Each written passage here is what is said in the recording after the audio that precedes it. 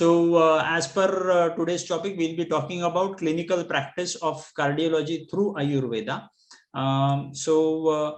As we go ahead, normally when we talk about Ayurveda and allopathy, when we compare related to cardiovascular disorders, obviously we are absolutely aware that Ayurveda is not being called as the first treatment option for cardiac disorders. When I think about it through the modern angle view as well as through the Ayurveda view, I see that there are n number of reasons why Ayurveda would have not been the first line of therapy, even though Ayurveda has been come up 5,000 years ago as compared to allopathy, which has come just 200 years ago. So why is this difference? Why Ayurveda was not called upon as the first line treatment option? According to me, these three were the main reasons. Like first was lack of measurable parameters in Ayurveda. Whenever a cardiac disease or any disease is supposed to be measured through the Ayurvedic angle, the measurable parameters were not available to a very good concise form. Hence, when a patient or a doctor needs to know the process or the progress of the treatment option that has been available for the patient as well as for the doctor, the measurable parameters being lacking over there, it becomes very difficult for the patient and the doctor to understand the progress of the treatment. So the first reason why I think Ayurveda would have not been the treatment option first kind is lack of measurable parameter. Second is lack of availability or lack of reach. Like whenever we go to any kind of place all over the nation, we see that the availability of allopathic services, allopathic shops for medical shops as well as allopathic hospitals, the availability of allopathic hospitals is obviously more as compared to that of Ayurvedic services, which might be a reason for which people try to believe more on allopathy than on Ayurveda, because whenever the availability is going to increase, the belief on the whole system is going to increase. Hence, that could have been the second reason, that is lack of availability of or else lack of reach. And the third most important point could be lack of scientific data or lack of evidences, which has not given Ayurveda that limelight what allopathy or modern science has received.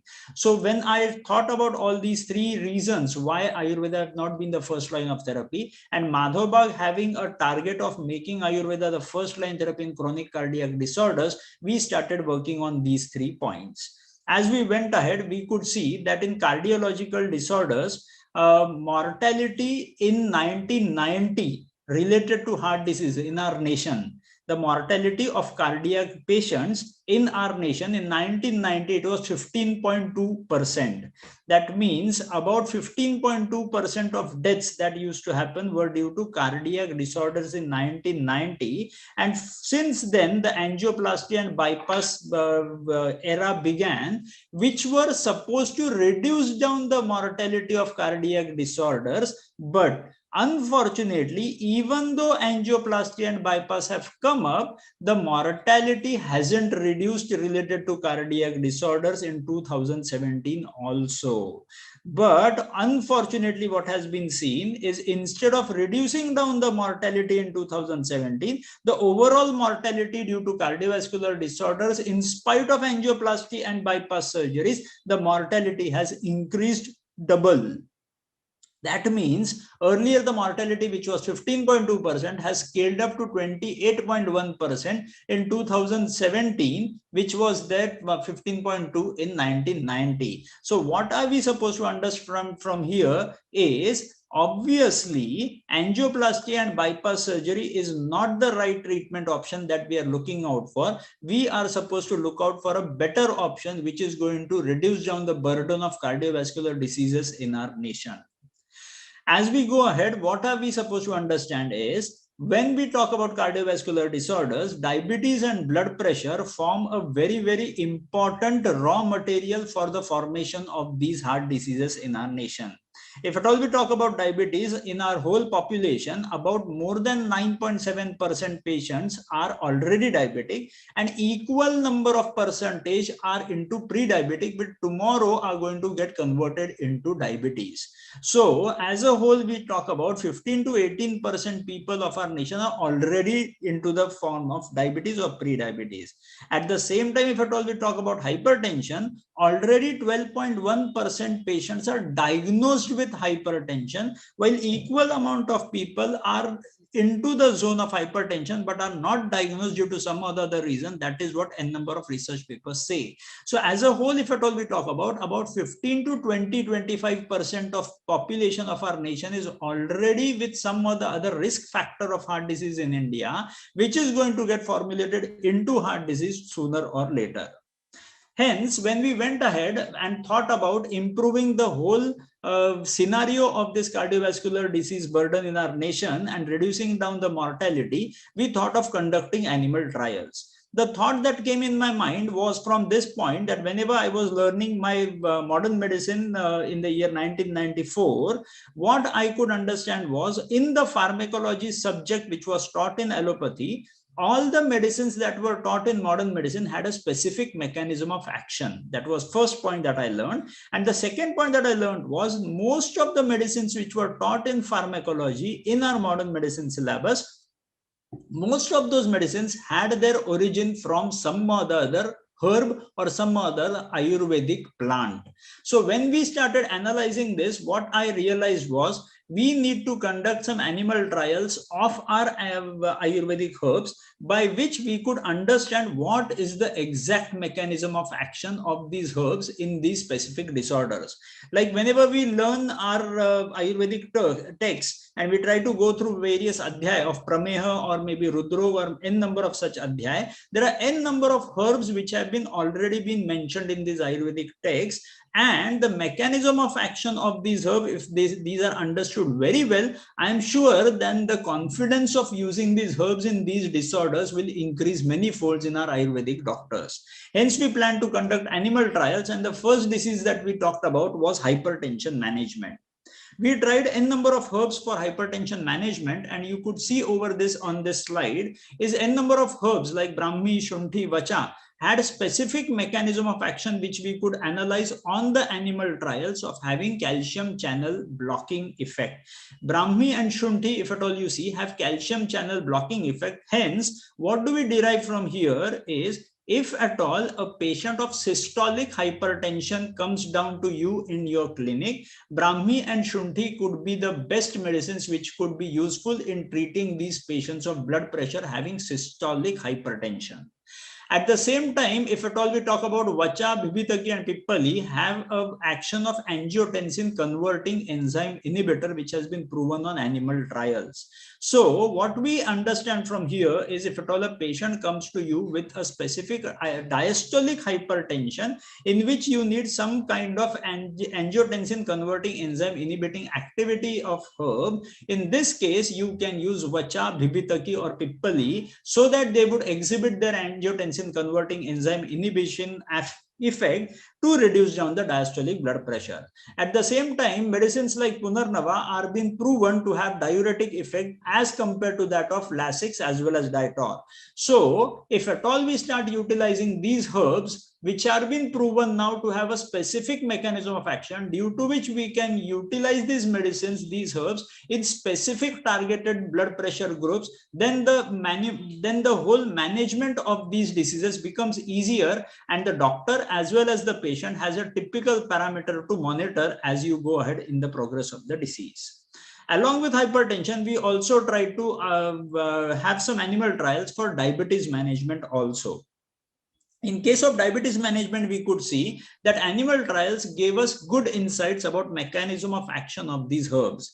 Like few of these herbs, as you could see on this slide, you could see that there are few of these herbs which help us to reduce down the insulin resistance. Like Daru Haridra helps us to reduce down the insulin resistance. Hence, a diabetic type 2 patient, if at all comes down to your clinic, Daru Haridra could be a good choice of herb which can be used to reduce down the incidence of type 2 diabetes in your patients.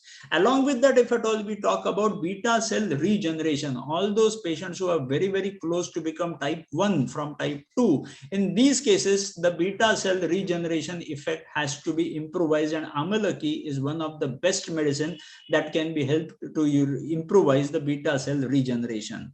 Along with Amlaki, if at all we talk about Haridra, which also has beta cell protective effect. That means if at all the beta cells are dying off, you can utilize Haridra, which will stop the mortality of these beta cells of the islets of Langerhans in your pancreas, and thus stop the progress of type 2 diabetes into type 1.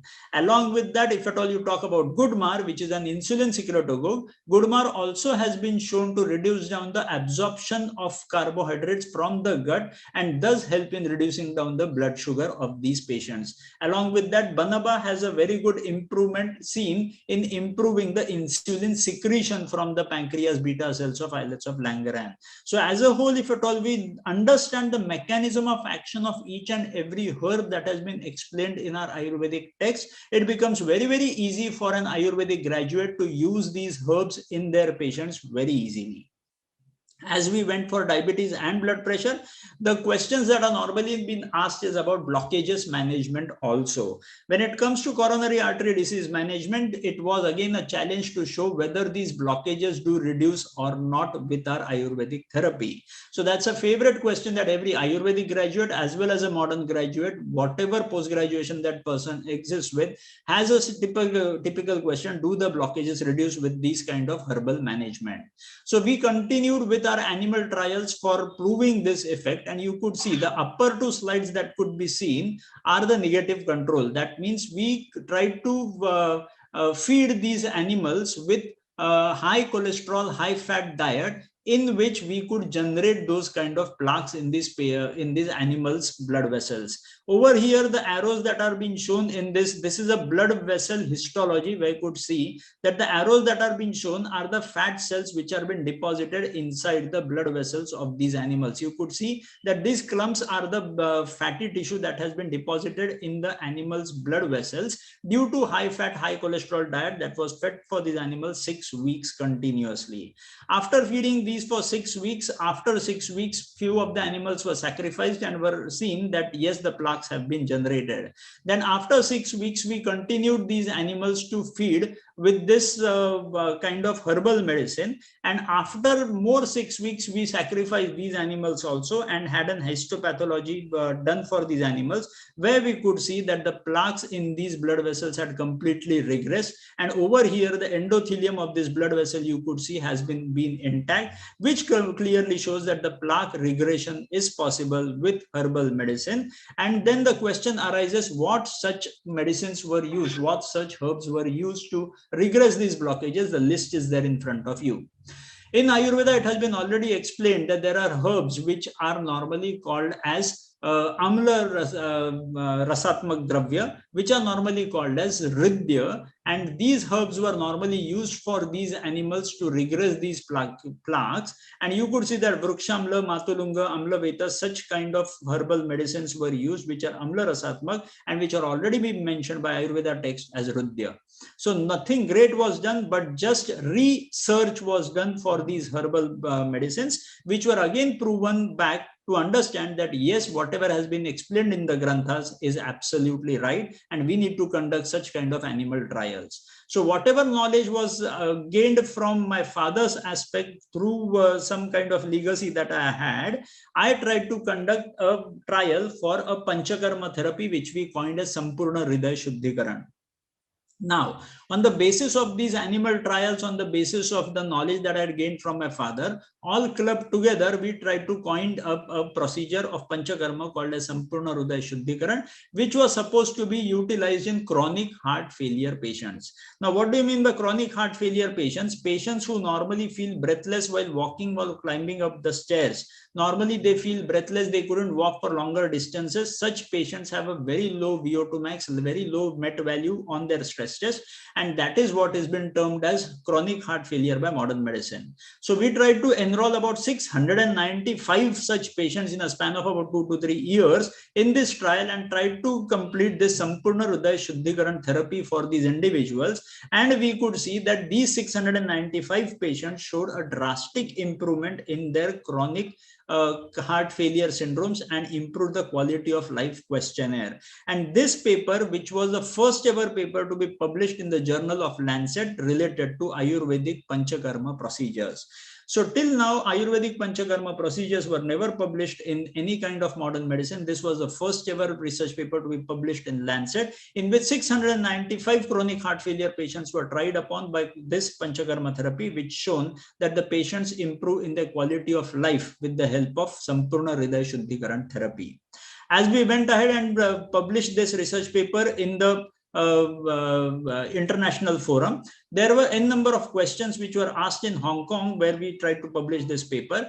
And the questions were related to this paper. When it was published, it was asked that this whole trial which had been conducted was retrospective. That means after the trial was conducted, after the whole analysis was done, after that the whole paper was published, it was not a prospective trial, it was a retrospective trial. So the quality of this whole trial was not so good as per this Hong Kong people, because they said that if at all you got to conduct a better trial, you need to conduct a prospective trial.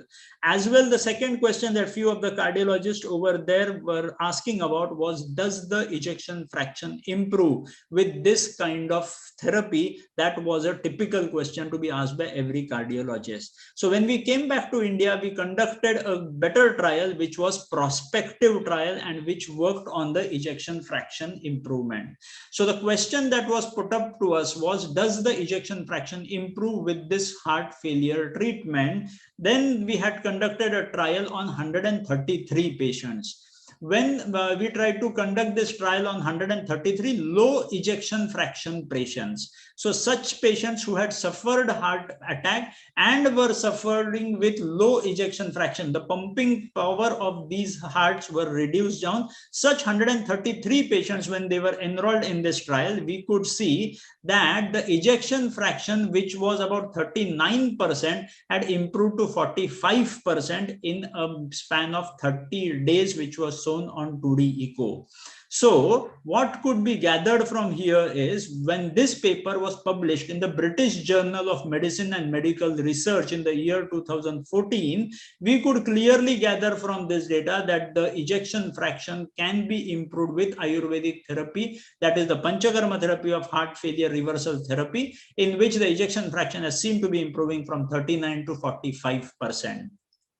And this paper, which was published in British Journal of Medicine and Medical Research, the cardiologist over there had typical questions that this therapy, even though this trial, which was conducted to be a prospective trial, still they had questions that though this has been conducted as a prospective trial, this was a non-randomized trial, as well as there was no control group. They were trying to suggest us that if at all we can point a control group in which this kind of treatment was not given, and in a group parallelly, if at all this treatment was given, what was the difference in between these two groups? How much was the improvement in between these two groups? That would give us insight whether this treatment actually works or not. So when this trial was published in the Australia in World Cardiology Congress, when I came back from Australia, I started working on the next trial, and that was the largest randomized controlled trial to be conducted in the first time of the history of Ayurvedic Panchakarma services,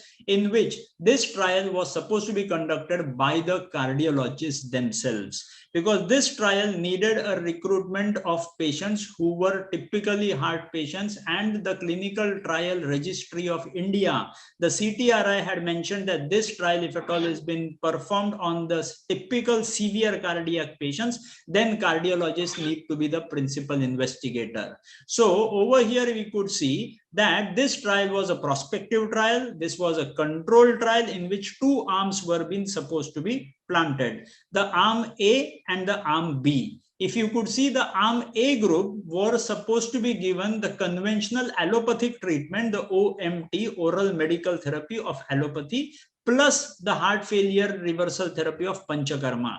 So arm A were supposed to be given the conventional allopathic therapy plus the Ayurvedic therapy, while arm B was supposed to be given only allopathic therapy.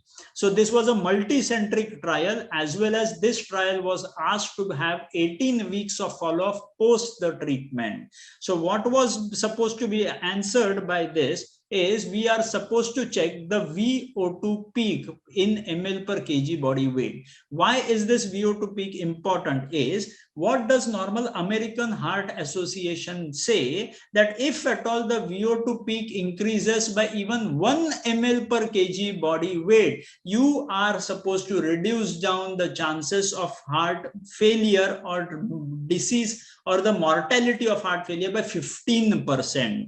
So if at all even a single ml of VO2 peak increases due to any therapy, it would reduce down 15% chances of death in these heart patients. So we went ahead and tried to analyze that at baseline, if you could see the arm B, in which only the conventional therapy were supposed to be performed, the patients on the baseline having VO2 max of 19 ml per kg body weight, at the end of 6 weeks, the patients who were on allopathic treatment, their VO2 max improved to 21 ml per kg body weight, and at the end of 18 weeks we could see that the whole VO2 max increased to 24 ml per kg body weight in the patients who had undergone allopathic therapy only. Now about the group A, in which the allopathic plus the panchakarma therapy was performed, you could see that the baseline was almost same where the patients began with the therapy, that is 19 ml per kg body weight was the baseline. Now after 6 weeks of our panchakarma therapy, the VO2 max increased to 28 ml per kg body weight as compared to 21 ml per kg body weight only with allopathic therapy. So here we could see that at the end of 6 weeks, the panchakarma therapy had given a drastic improvement as compared to allopathic therapy. And at the end of 18 weeks, we could see that the whole process that we had done, the improvement sustained even after 18 weeks of the whole therapy towards 29 ml per kg body weight, which was way higher than allopathic therapy. And this whole paper was published by the cardiologists themselves in the nation's topmost cardiological society of India organization's typical publication, which is called as Indian Heart Journal. All the 5,000 cardiologists of our nation belong to a single organization called as Cardiological Society of India, and their official publication is called as Indian Heart Journal. And this was first ever Ayurvedic research paper to be published in the Indian Heart Journal, which clearly mentions that if at all Ayurvedic therapy is been combined with allopathic therapy and implemented for the chronic heart failure patients, the patients can show a very, very good improvement in their total condition by improving the VO2 max as well as the quality of life. When we published this research over in Chennai in this Cardiological Society of India platform, the cardiologist over there asked about how was the ischemia, myocardial ischemia to improve in this therapy, which did not seem to be improving. And there was no there was no typical golden standard parameter to understand the ischemic reversal effect of this therapy. Hence, when we came back to Mumbai and we started to analyze about this, we could see that we are supposed to come up with some kind of gold standard parameter to assess the ischemia. So we tried to search for n number of parameters. We met n number of radiologists to understand that stress thallium, which is also called as myocardial ischemia perfusion test, which is also to be a radiological investigation, a very, very important investigation in the whole field of modern medicine. And we tried to conduct a trial taking the stress thallium as a gold standard parameter to show whether this Ayurvedic therapy improves the patient on stress thallium also or not.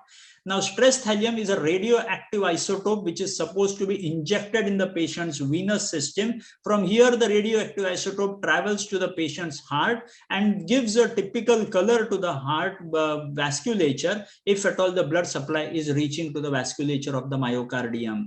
So over here, this was a very, very big challenge for the Ayurvedic community, and we could see that how much was the improvement in the whole patient's effectivity was if at all the patient had 8.9% of ischemia to begin with. At the end of about 3 months, that is 12 weeks, which this whole therapy was performed, the ischemia had reduced from 8.9 to 6.2. That means about 30% reduction was seen in a 3-month span of period in the ischemia with the help of ischemia reversal program, which was again a panchakarma therapy, which was assessed on myocardial perfusion imaging.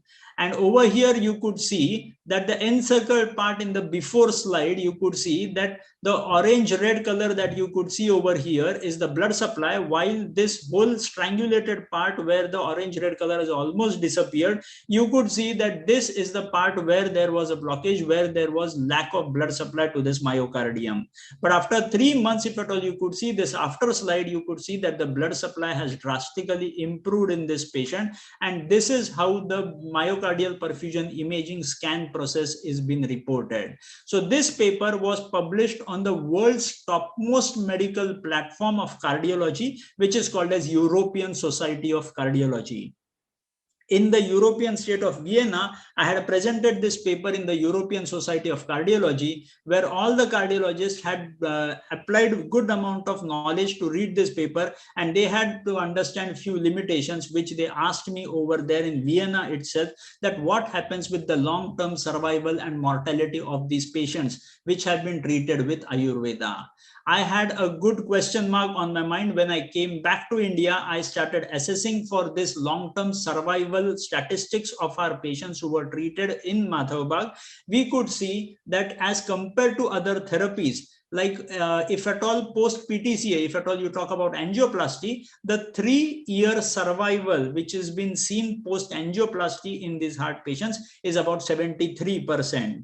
If at all you talk about bypass surgery, the 3-year survival is about 63%. While if at all you talk about heart transplant, the 3-year survival is about 75%. And if at all you talk about oral medical therapy, the 3-year survival is far better than angioplasty and bypass, that is 79%. But if at all we talk about our Ayurvedic therapy, the 3-year survival was a lot better than any other interventional therapy. It was 85.27%. So if you talk about Madhavbagh therapy, if at all you talk about the Ayurvedic therapy, the effectivity of these Ayurvedic services to give good amount of quality of life was already proven with various number of trials, as well as now the quantity of life improvement was also proven by this trial, by which we could show that Ayurvedic therapy, if at all it has been performed on these heart failure patients, as well as ischemic patients, as well as the blockage patients, the life effectivity as well as the quantity as well as the quality improves many folds as compared to any kind of interventional study.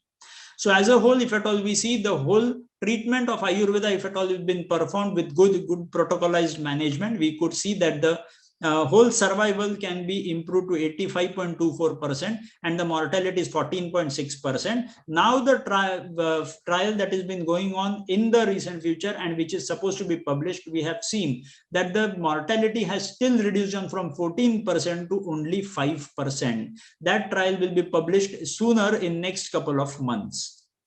So as a whole, if at all we talk about Madhavbagh, which has been going through all this journey of reversal of these diseases, we could see that Madhavbagh has spread to more than 260 clinics all over the nation. We are available in Maharashtra, Madhya Pradesh, Uttar Pradesh, Gujarat, Goa, Karnataka, Delhi, and many more states we are planning to grow up. And along with these 260 clinics, we have 2 hospitals, one at Khopoli, that is near Mumbai, and one is at Nagpur in Maharashtra itself.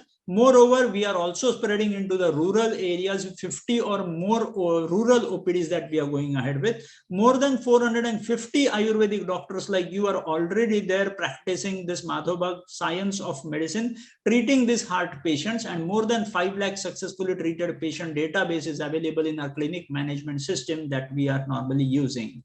So as a whole, if at all we see, we conduct more than 30,000 stress tests every year. More than 2 lakh ECGs are being conducted every year. About 5 lakh patients are being treated every year nowadays, and more than 3 lakh Panchakarma procedures are being conducted every year in the Madhavbagh fraternity, and more than 100 plus research papers are being published in various national and international peer-reviewed journals. So as a whole, if at all we look at the whole organization's mission, Madhavbagh has a clear mission of empowering Ayurvedic doctors like you through well-researched innovative therapies, which will be researching continuously. Since last 15 years, we have been researching and innovated 99 plus protocols of treatments to treat diabetes, to treat blood pressure, to treat heart patients, to treat chronic heart failure, ischemic heart disease, blockages, thyroid, n number of chronic cardiac disorders which would lead to cardiac disorders later on, the risk factors which would lead to these kind of problems. So what is the whole mission of our organization is to empower Ayurvedic doctors with these newer medicines and therapies which can be performed by you in your own clinics, and amalgamation of Ayurvedic procedures and modern medicine diagnostics. So many a times it is very important to show the progress or regress of the disease in the patient with the help of modern diagnostics, which can be amalgamated with Ayurvedic therapies, and both together will help us to reduce down the incidence of premature deaths due to cardiovascular disorders in our nation.